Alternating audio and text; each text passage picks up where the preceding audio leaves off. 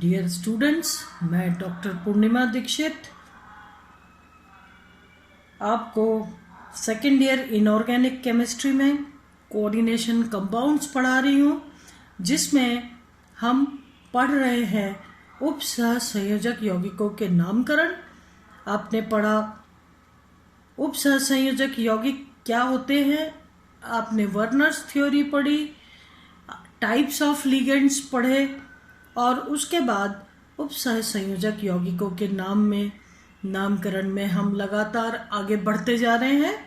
शुरुआत में आपने पढ़ा कि किस तरीके से साधारण आयन के नामकरण में जैसे पहले धनायन फिर ऋणायन लिखा जाता है, उसी प्रकार से संकुल यौगिकों के नामकरण में भी पहले धनायन और अंत में ऋणायन लिखा जाता है। संकुल यौगिक को हम ब्रैकेट में दिखाते हैं या लिखते हैं, उस ब्रैकेट वाले भाग को हम उपसह संयोजक क्षेत्र बोलते हैं और वहाँ पर धातु आयन से लिगेंड्स सेकेंडरी वैलेंसी या द्वितीयक संयोजकता के द्वारा जुड़े हुए होते हैं, जो कि उपसह संयोजक बंध बनाते हैं। इसके बाद नामकरण में आपने पढ़ा कि जो साधारण आयन होते हैं उनके हम संख्या को इंगित नहीं करते, हम ट्राई पोटेशियम डाई पोटेशियम ऐसे नहीं कहते, सिर्फ पोटेशियम कहते हैं, या लास्ट में ट्राई क्लोराइड लगाए तो हम इसको ट्राई क्लोराइड नहीं कह के कहेंगे क्लोराइड। केवल संकुल आयन वाले भाग में जो लिगेंड्स उपस्थित हैं उनकी संख्याओं को इंगित करेंगे। अगर लिगेंड्स जो है धनावेशित है तो नाम के अंत में IUM EM लगाते हैं, जैसे आपने पढ़ा था अमोनियम, नाइट्रोनियम, एक्वेनियम, इस तरीके से आपने पढ़ा था फास्फोनियम, नाइट्रोसिलियम आयन, हाइड्रोजीनियम आयन, ये सभी आपने पढ़े थे धनावेशित लिगेंड्स में। ऋणावेशित लिगेंड्स में आपने पढ़ा था कि क्लोराइड, ब्रोमाइड, फ्लोराइड, ये सभी सल्फेट, सल्फाइड, नाइट्रेट, नाइट्राइड, ये सभी लिगेंड्स जो ऋणावेशित लिगेंड्स हैं, जिनको जब IUPAC सिस्टम में नाम दिया जाता है तो इनके अंत में उपस्थित आइट के ई को ओ से हटा दिया जाता है, प्रतिस्थापित कर दिया जाता है, तो इनके नाम आइडो, आइटो, एटो, सल्फेटो, है ना, सल्फाइटो, ये हो जाते हैं। कुछ ऐसे भी लिगेंड्स हैं जिनका पूरा आइड हटा करके ओ से प्रतिस्थापित कर दिया जाता है, जैसे क्लोराइड, ब्रोमाइड, आयोडाइड, क्लोरो, फ्लोरो, आयोडो, साइनाइड, साइनो, नाइट्राइड, नाइट्राइडो कहलाता है। इसके अलावा ऑक्साइड, ऑक्सो, हाइड्रोक्साइड, हाइड्रोक्सो, इस तरीके के पूरा का पूरा आइड को ओ से प्रतिस्थापित कर दिया जाता है। और अगर उदासीन लिगेंड है तो उसका नाम हम सीधे लिखते हैं, जैसे अमोनिया को हम एमीन कहते हैं तो उसका नाम एमीन ही कहेंगे, इथिलीन डायमीन को इथिलीन डायमीन कहेंगे, कार्बोनाइल्स को कार्बोनाइल, नाइट्रोसिल को नाइट्रोसिल। इस तरीके से जो उदासीन लिगेंड है H2O को एक्वा, उनको वो का वही नाम देंगे और उनकी संख्या को इंगित करेंगे। मैंने आपको बताया कोष्टक वाले भाग में संकुल उपस्थित है और संकुल में लिगेंड की संख्या को इंगित करते हैं। आपने कई सारे उदाहरण इस प्रकार के देखे, आपने नामकरण किया और इसके बाद हमने कल अगर संकुल वाला भाग ऋणावेशित हो तो यानी जहाँ पर बाहर धनावेश लगे हैं, डेफिनेटली ये संकुल वाला भाग ऋणावेशित होगा, और अगर संकुल वाला भाग ऋणावेशित है तो धातु के नाम के अंत में 8 लगाएंगे। जैसे कि इस अगर एग्जाम्पल में देखें तो हमने पढ़ा साधारण आयन को हमने लिखा पोटेशियम, फिर 3 ऑक्जेलेट आयन्स लगे हुए हैं तो हमने ऑक्जेलेट को IUPAC में ऑक्जेलेटो कहते हैं, तो हमने लिखा पोटेशियम ट्राई ऑक्जेलेटो, और एल्यूमिनियम धातु आयन है, इसका ऑक्सीकरण अंक +3 है, इसमें धातु आयन के नाम के आगे 8 लगेगा यदि संकुल वाला भाग ऋणावेशित हो। यहाँ पर संकुल वाला भाग ऋणावेशित है, क्योंकि ऑक्जिलेट 3 लगे हैं तो 6 माइनस इधर हो गया, 3 बाहर हो गए। जो 3 प्लस है वो एल्यूमिनियम पर हो जाएंगे, यानी एल्यूमिनियम की ऑक्सीकरण अंक +3 है। इस तरीके से चूंकि संकुल वाला भाग ऋणावेशित है तो आपने लिखा एल्यूमिनेट, यानी धातु के नाम के आगे 8 लगाया और उसके आगे उसका ऑक्सीकरण अंक लिखा। कुल मिला के पोटेशियम ट्राइऑक्सिलेटो एल्यूमिनेट। पोटेशियम साधारण आयन है, इसके बाद जगह छोड़ दी गई है और बाकी का संकुल वाला भाग एक ही लाइन में लिखा हुआ है। इसी तरीके से इस वाले एग्जाम्पल को देखिए आप। 4 पोटेशियम आयन लगे हुए हैं जो कि ब्रैकेट के बाहर है, यानी साधारण आयन के रूप में।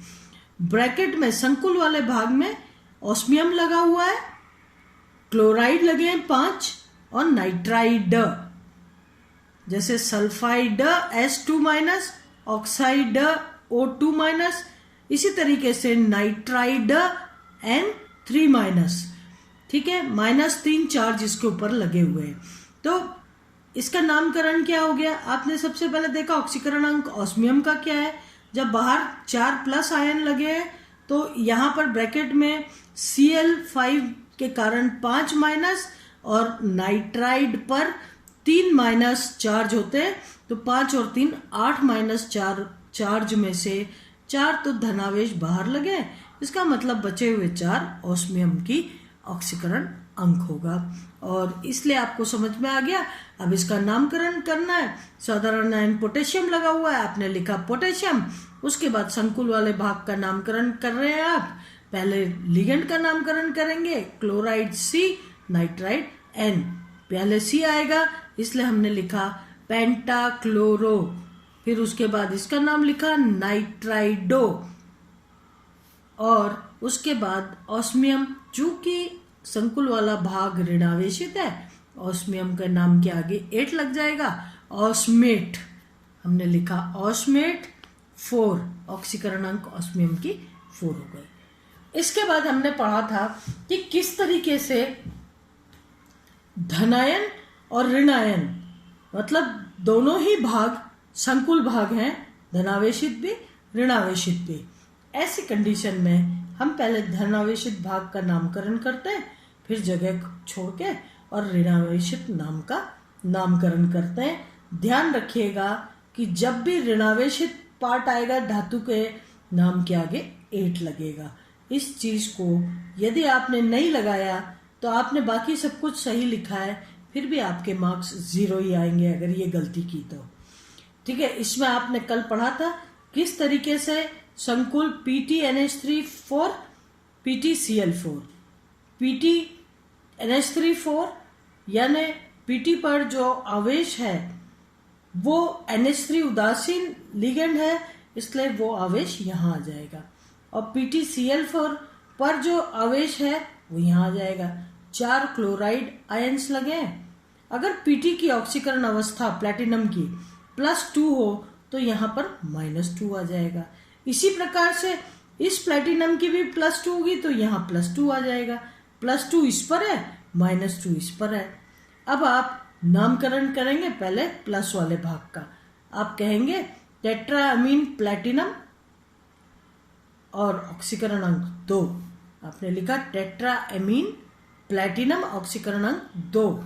उसके बाद ऋणावेशित भाग या ऋणावेशित संकुल वाले पार्ट का नामकरण करेंगे तो जगह छोड़ के लिखेंगे टेट्राक्लोरो प्लैटिनेट। चूंकि ये ऋणावेशित है इसलिए 8 लग जाएगा धातु के नाम के आगे। और प्लैटिनेट 2, इसका भी ऑक्सीकरण अंक 2 है। इसी प्रकार से कल हमने इसको भी देखा था, कॉपर के संकुल को। यहाँ पर 4 NH3 समूह लगे। आपने लिखा टेट्राएमीन कॉपर और कॉपर की वैलेंसी यहाँ पर 2 है। क्योंकि ये कॉपर और 4 क्लोराइड है तो अगर Cu +2 अवस्था में है तो यहाँ -2 आ जाएगा। ये Cu भी +2 अवस्था में तो यहाँ +2 आ जाएगा। टेट्राअमीन कॉपर 2, जगह छोड़ के टेट्राक्लोरो क्यूप्रेट क्योंकि ऋणावेशित है क्यूप्रेट 2। इसी तरीके से आप देखिए, ये भी एक एग्जाम्पल है, पीटी प्लैटिनम, और ये पिरिडिन के चार लिगेंड पिरिडिन है, और पिरिडिन चूंकि न्यूट्रल है, उदासीन है, उसका नाम पिरिडिन ही रहेगा। और प्लैटिनम से लगे 4 क्लोरो हैं। अगर प्लैटिनम की ऑक्सीकरण अवस्था यहाँ पे +2 है तो यहाँ -2 आ जाएगा, क्योंकि 4 माइनस आयन है। +2 उदासीन होने के बाद 2 -2 आ जाएंगे। यहाँ पर +2 है तो पिरिडिन उदासीन होने के कारण यहाँ पर +2 आ जाएंगे। नामकरण क्या हो जाएगा? टेट्रापिरिडिन प्लैटिनम 2। क्या हो गया? टेट्रापिरिडिन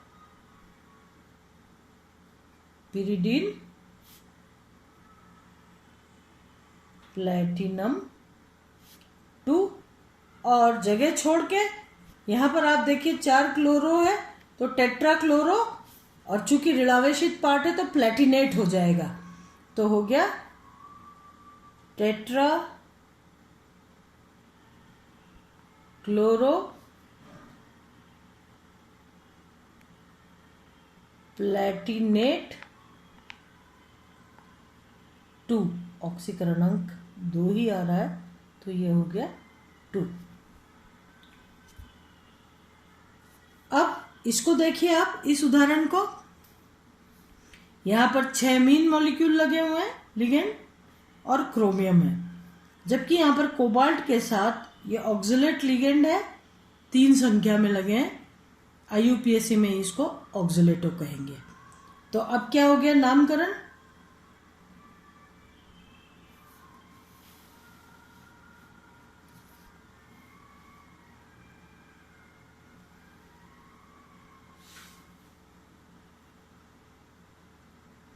इसका नामकरण हो गया क्रोमियम NH3 यहां पर -3 लगे, माइनस ऑक्सिलेटो 3 लगे। ऑक्सिलेट पर, एक ऑक्सिलेट पर -2 चार्ज होता है, 3 पर -6। -6 तो ऋणावेश है यहाँ पर, और कोबाल्ट अगर +3 स्टेट में है तो -6 में से +3 उदासीन होके यहाँ पर -3 रह जाएगा। और क्रोमियम की भी वैलेंसी +3 जो है स्थायी स्टेबल वैलेंसी है, ऑक्सीडेशन स्टेट है, इसलिए अगर क्रोमियम की भी +3 हो तो यहाँ पर +3 चार्ज आ जाएगा, यहाँ पर -3 चार्ज आ जाएगा, और इस तरीके से ये स्थायी हो जाएगा कंपाउंड। अब इसका नामकरण क्या लिखेंगे आप? हेक्साएमीन। हेक्साएमीन क्रोमियम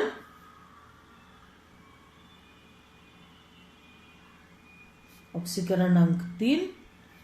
फिर ये वाला संकुल है, ये हो गया जगह छोड़ के ट्राई ऑक्सिलेटो कोबाल्ट, और चूंकि ऋणावेशित है तो कोबाल्टेट।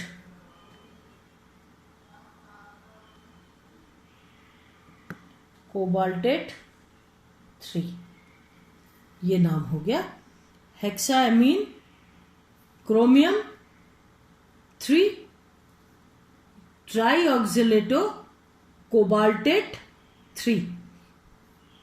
ये नेक्स्ट है, प्लैटिनम का ही संकुल है। ये हो गया टेट्राएमीन प्लैटिनम 2 टेट्राक्लोरो पैलेडेट। पैलेडियम के लिए क्या हो जाएगा? पैलेडेट 2। तो हो गया ये टेट्राएमीन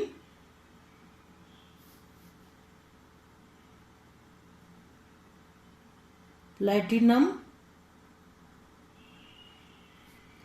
2 जगह छोड़ के टेट्रा क्लोरो पैलेडेट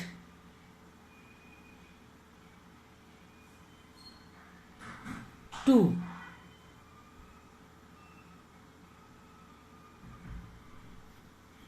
पैलेडेट 2 ये इसका नाम हो गया। तो इस तरीके से जब धनावेश, धनावेशित भाग और ऋणावेशित भाग दोनों ही संकुल भाग हो तो उनका नामकरण पहले धनावेशित संकुल को लिखा जाता है, बाद में ऋणावेशित संकुल को लिखा जाता है। और ऋणावेशित संकुल में धातु के नाम के आगे एट लग जाता है नियमानुसार। अब यदि उपसहसंयोजक यौगिकों में एम्बाइडेंटेड लिगेंड या दोहरे दंतुक लिगेंड लगे हुए हों,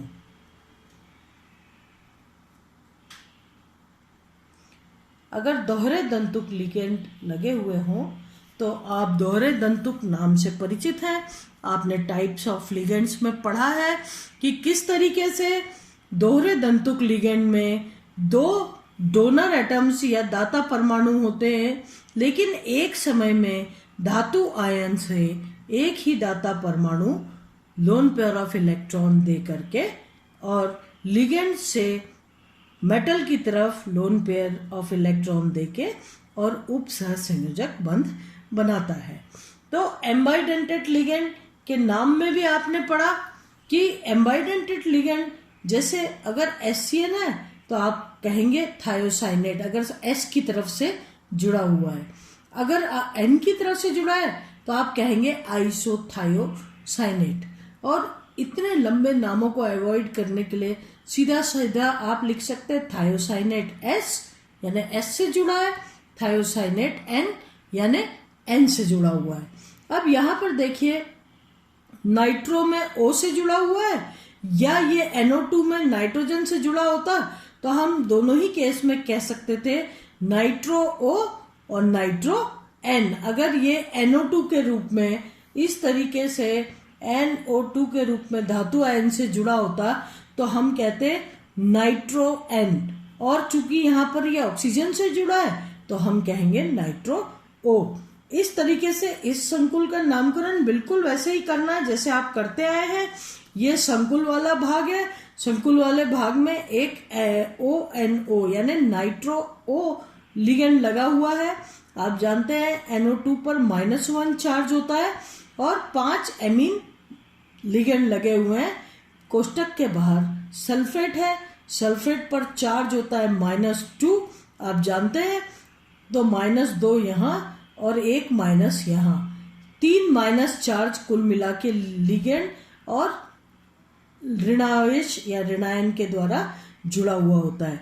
यानी कुल मिलाकर के जब ये संकुल आपको उदासीन दिख रहा है, धन 3 होना चाहिए। यहाँ पर धन 3 कहाँ पर हो सकता है? कोबाल्ट पर। कोबाल्ट की ऑक्सीकरण अवस्था निकल आई, धन 3 + 3। अब आप नामकरण कर दीजिए, इसका नामकरण क्या होगा? एमीन है और ये नाइट्रो है, पहले एमीन का नाम आएगा, आप लिखेंगे पेंटाएमीन,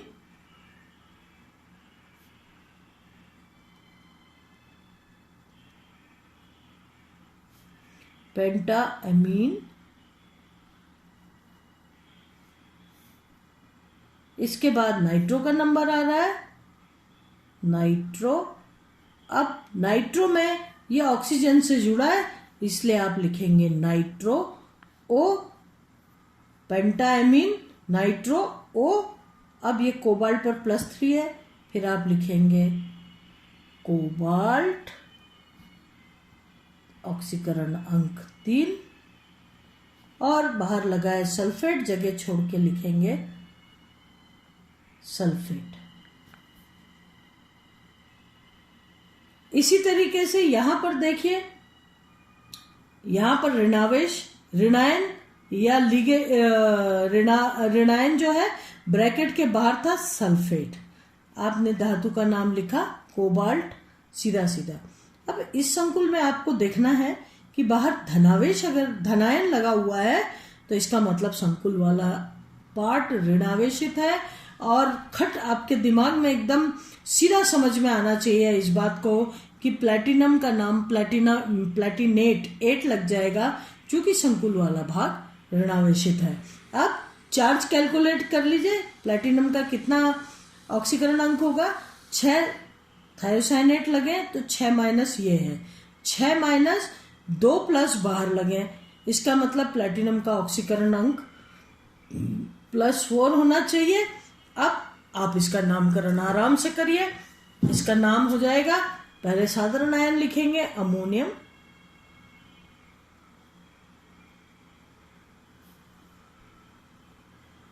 जगह छोड़ के ये 6 थायोसाइनेटो लगे, जगह छोड़ के हेक्सा थायोसाइनेटो, और इसमें बता दीजिए जुड़ा किससे, एस से जुड़ा हुआ है, आपने लिख दिया एस। अब धातु आयन, चूंकि संकुल वाला भाग ऋणावेशित है, धातु आयन के नाम के आगे 8 लगेगा, हो गया ये प्लेटिनेट, और ऑक्सीकरणांक 4। Ammonium hexa thiocyanato S, platinum की जगह प्लेटिनेट 4। इसी तरीके से यहां पर देखें, बाहर एमीन जो है, ये एमीन ये जो है ये भी अमोनियम होगा, यम, पॉजिटिव आयन प्लस आयन। तो ये 3 संख्या में लगे। अब थायोसाइनेटो एन कर सकते हैं इसको हम नोमेनक्लेचर में, या फिर आइसोथायोसाइनेटो, इतना लंबा नाम छोड़ देते हैं, हम इसको लिख देते हैं थायोसाइनेटो एन, का मतलब ये थायोसाइनेट समूह एन से जुड़ा हुआ है। क्या हो गया इसका नाम? इसका नाम हो गया अमोनियम। 6 आइसोथायोसाइनेट लगे या थायोसाइनेटो एन, हेक्सा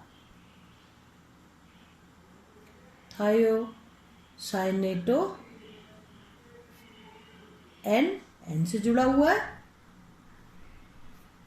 क्रोमियम, और क्रोमियम चूंकि ये ऋणावेश है तो ये हो जाएगा क्रोमेट।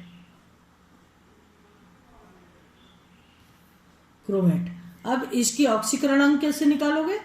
6 बाहर NCS लगे यानी ऋणावेश 6 है, 3 ये हैं धनावेश, बचा क्रोमियम पे +3। तो ये समझ में आ गया कि क्रोमियम की जो ऑक्सीकरण अवस्था है वो है +3। तो आपने लिखा हेक्सा थायोसाइनेटो एन क्रोमेट, ऑक्सीकरणांक यहां पर लिख दीजिए 3। मेरे ख्याल से आप लोगों को यहां तक समझ में आया होगा। अगर कोई प्रॉब्लम आप लोगों की उठ के आती है तो आप लोग उसे पूछ सकते हैं। अब यहां तक हमने एम्बाइडेंटेड लिगेंड के नामकरण कैसे किए जाते हैं। इसके बाद अगर ये ज्यामितीय समावयवी हैं तो नामकरण कैसे किया जाता है, आप वैसे उससे परिचित हैं। ज्योमेट्रिकल आइसोमर्स या ज्यामितीय समावयवी को सिस और ट्रांस लिख करके उसका नामकरण किया जाता है, नाम लिखा जाता है। अब यहां पर आप देखिए कंपाउंड हो गया प्लैटिनम, 2 NH3 समूह लगे हुए हैं, इसको इस तरीके से कर सकते हैं प्लैटिनम NH3 2Cl2, ठीक है। संकुल ये है जो कि उदासीन है। 2 Cl समूह के लगने के बाद संकुल उदासीन है, मतलब प्लैटिनम की ऑक्सीकरण अवस्था भी +2 हो गई। अब यहां पर चूंकि दोनों ही क्लोराइड एक ही तरफ लगे हुए हैं एक दूसरे से 90 डिग्री के कोण पर, तो हम इसे सिस लिख करके और फिर नामकृत करते हैं सिस डायमीन डाइक्लोरो प्लैटिनम। उदासीन है संकुल वाला भाग, तो मेटल का नाम वैसा का वैसा आ जाएगा सिस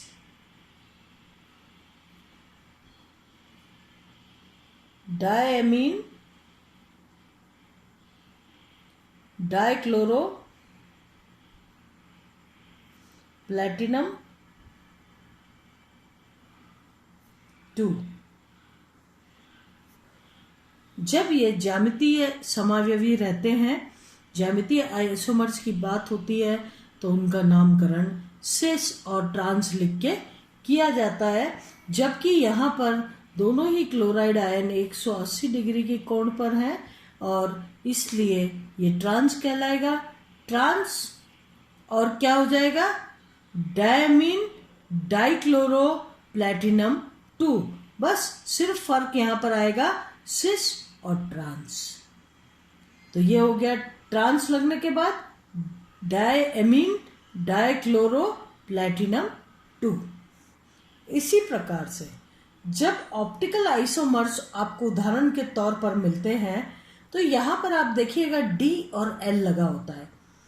ये D किसके लिए लगा है, साधारण आयन के लिए तो लगा नहीं है, ये तो संकुल में लिगेंड्स की पोजीशंस के लिए लगा हुआ है। तो ये D या L आप लगाएंगे नाम लिखते समय भी, है ना। इसका नामकरण किया आपने लिखा सीधा सीधा पोटेशियम,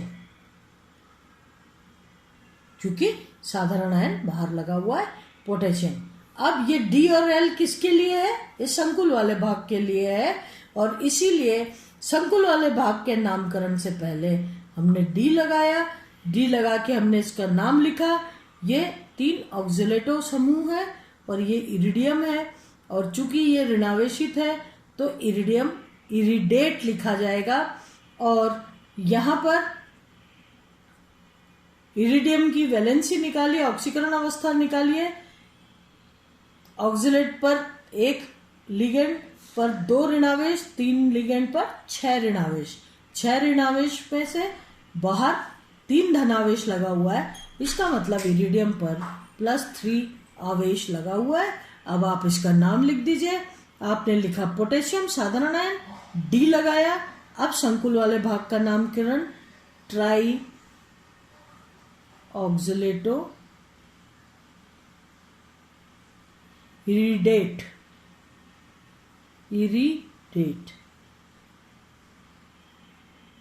और इरिडियम का ऑक्सीकरण अंक आ गया 3। इस प्रकार से ज्योमेट्रिकल आइसोमर्स और ऑप्टिकल आइसोमर्स के नामकरण किए जाते हैं। अब इसके आगे डाइन्यूक्लियर या बाइन्यूक्लियर कोऑर्डिनेशन कंपाउंड्स के नाम की बात आती है। उनमें भी डाइन्यूक्लियर या कोऑर्डिनेशन कंपाउंड्स के नामकरण में 2 तरीके के होते हैं, सिमेट्रिक, अनसिमेट्रिक। उनका नामकरण किस प्रकार से किया जाता है ये हम अगले लेक्चर में लेंगे। मैं डॉक्टर पूर्णिमा दीक्षित। आज यहीं पर हम अपना लेक्चर समाप्त करते हैं। धन्यवाद।